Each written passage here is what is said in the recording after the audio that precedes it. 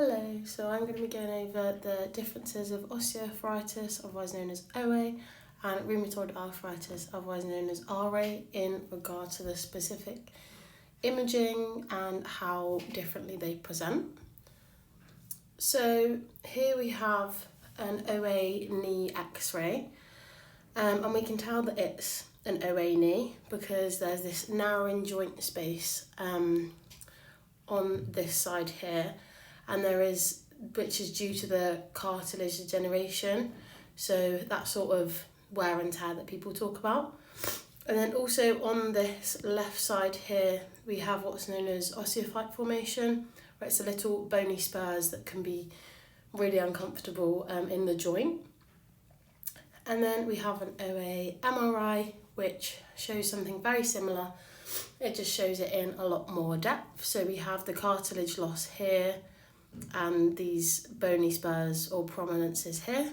And then this is what the normal cartilage looks like in comparison to that cartilage loss. You can see it's a lot less hydrophilic. And then moving on to RA now. So we have an RA MRI, so we can see this synovitis here, so the sort of inflammation of that synovial fluid and the lining. And again, a really significant loss of that joint space. There's really not much joint space in there on either side. And there is these bone marrow effusions as well, which are these sort of lighter areas that are shown here. And again, these enlarged osteophytes on the side. So now just moving on to an RA x-ray. Again, shows the same. As you can see, it is the same on both knees, but you can just sort of see the really clear